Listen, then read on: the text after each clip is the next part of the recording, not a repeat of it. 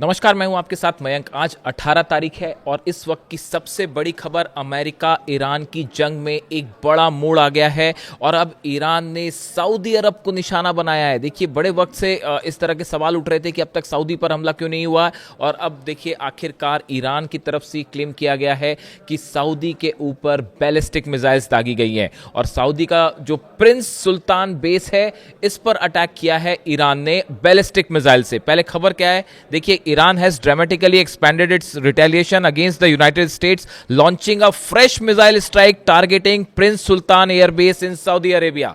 जो खबरें हैं उसके मुताबिक जो ईरान का मीडिया क्लेम कर रहा है कि प्रिंस सुल्तान एयर बेस पर बैलिस्टिक मिसाइल्स दागी गई हैं।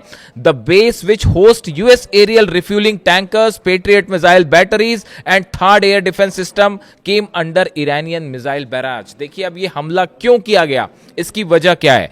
जो ये हमले हुए हैं प्रिंस सुल्तान एयर बेस पर, ईरान का ये कहना है कि ईरान पे जो हमले हो रहे हैं, स्ट्राइक्स हो रहे हैं फाइटर जेट से अमेरिका के, उसके लिए जो रिफ्यूलिंग जेट्स टेक ऑफ कर रहे हैं वो प्रिंस सुल्तान बेस से टेक ऑफ कर रहे हैं।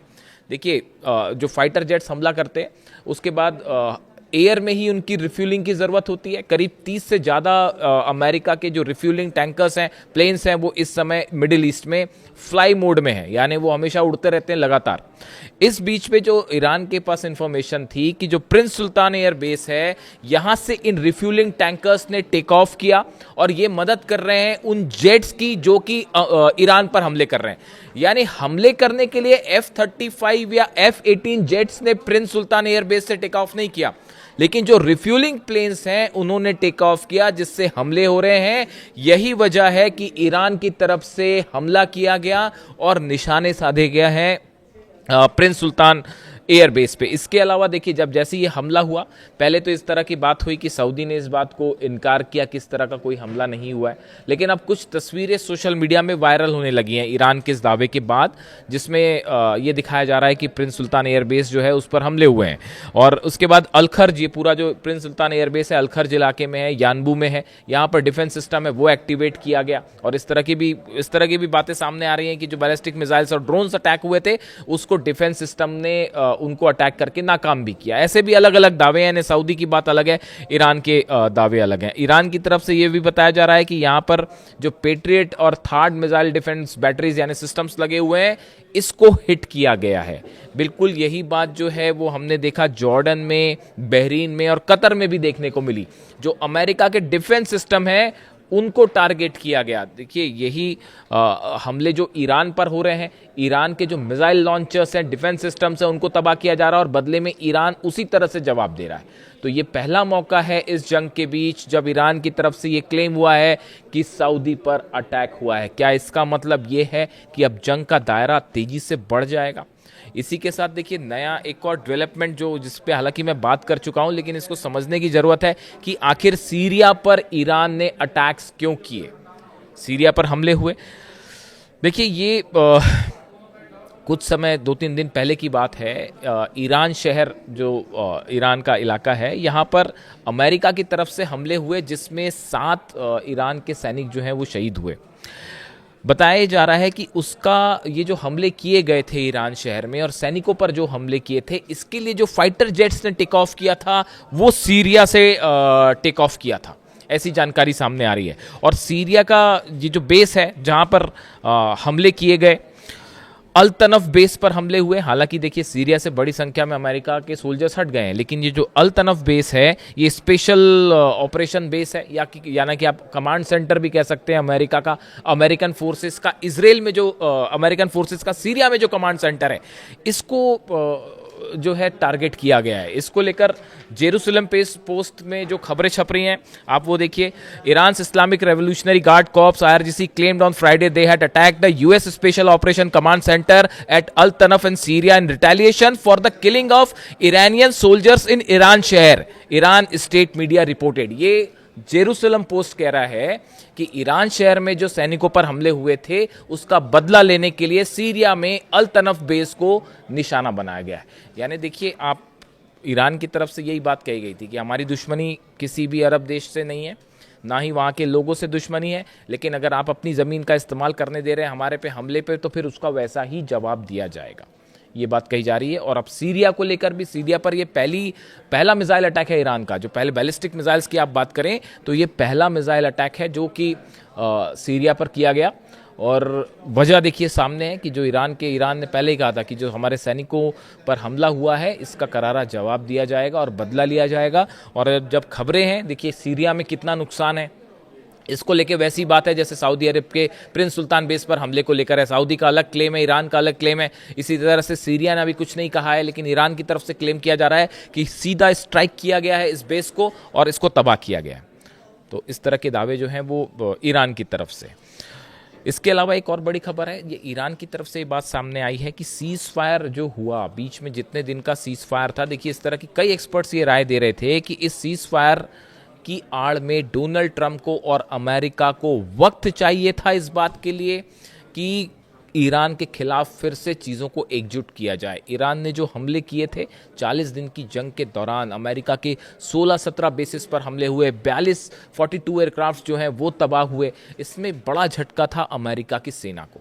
तो अब ईरान का ये कहना है, जो सोर्सेज बता रहे ईरान की, कि सीज फायर के आड़ में ईरान ने एक बार फिर अपनी सेना को मोबिलाइज किया, एकजुट किया और अब वो हमले आगे किए जा रहे हैं। इसके अलावा अगर ईरान की तरफ से जो रिटेलिएशन किया गया, देखिए बीती रात अमेरिका की तरफ से जो हमले हुए थे, करीब 10 से 12 ठिकाने ईरान के ऐसे थे जिस पर हमले किए गए, उसका फिर जो जवाब दिया गया, उस जवाब में जो बड़े हमले ईरान की तरफ से हुए हैं, अगर हम उनकी बात करें तो देखिए कतर के अल उदैद एयर बेस पर अब तक का सबसे बड़ा हमला हुआ है। और जो ईरान की तरफ से क्लेम किया जा रहा है, आरजीसी की तरफ से क्लेम किया जा रहा है कि वहां पर लगा रडार सिस्टम तबाह कर दिया गया है। कुवैत में हमले हुए हैं, जॉर्डन पर हमले हुए हैं, बहरीन पर हमले हुए हैं, लेकिन कतर के अल उदैद एयरबेस पर इस जंग की दौरान का सबसे बड़ा हमला, खासकर ये सीज फायर के बाद जो स्ट्राइक शुरू हुई है वो किया गया है और यहाँ रडार सिस्टम तबाह कर दिया गया। देखिए अल उदैद बेस पर जो अमेरिका का रडार सिस्टम है, अर्ली वार्निंग सिस्टम है, ये कोऑर्डिनेशन करता है और किसी भी तरह के मिसाइल हमलों की पहले से जानकारी देता है।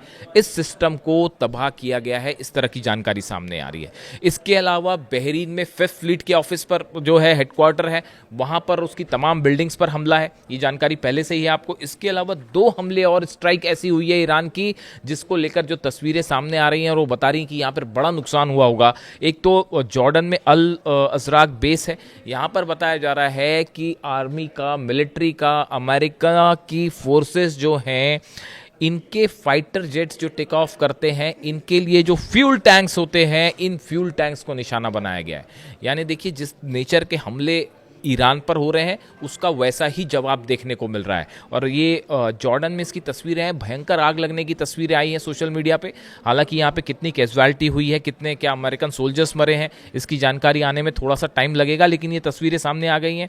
जॉर्डन में अल अजराक बेस के पास जो फ्यूल टैंक्स को निशाना बनाया गया है। इसके अलावा कुवैत में कैंप उदैरी बेस और अली अल सलेम बेस पर एक बार फिर हमले हुए हैं। यहाँ पर हेडक्वार्टर्स पर, बिल्डिंग पर, एम्यूनिशन डिपो पे और आसपास के जो ब्रिज हैं, देखिए ये बड़ी गौर करने वाली बात है, ईरान के ब्रिज पर लगातार दूसरी बार हमले हुए, 2 बार हमले हो चुके हैं। एक दिन पहले भी हमला हुआ था, बीती रात भी जो है हमले किए गए, ईरान के ब्रिजेस को निशाना बनाया गया। अब कुवैत में बताया जा रहा है कि अमेरिका के बेस को कनेक्ट करते हुए जो ब्रिजेस थे उसको ईरान ने उड़ा दिया है। ये अपने आप में बड़ा डेवलपमेंट है।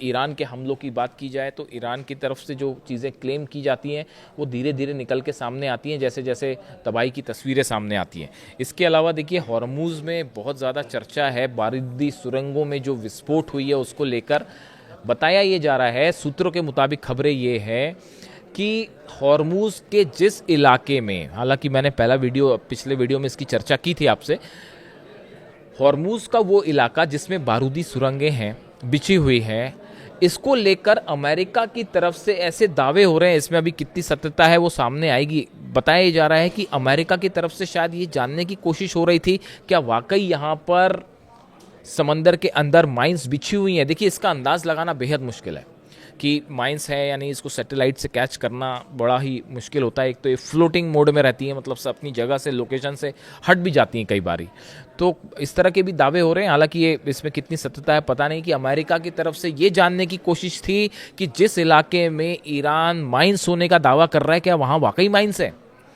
और ये जानने की कोशिश के चलते जहाज़ जो है वो माइन से टकरा गए और बड़े धमाके के साथ कई जहाज़ तबाह हुए हैं, ऐसी खबर है। यानी जो जानना चाह रहे थे उसका जवाब मिल गया कि माइंस हैं और हो सकता है और भी माइंस बिछा दी गई हो।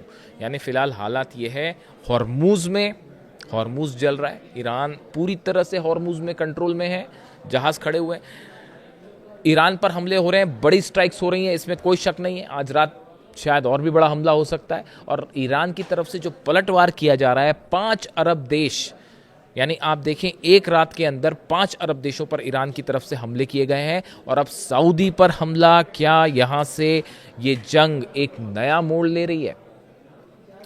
इससे जुड़ी जो भी खबर है आप तक पहुँचाऊँगा। Thank you so much.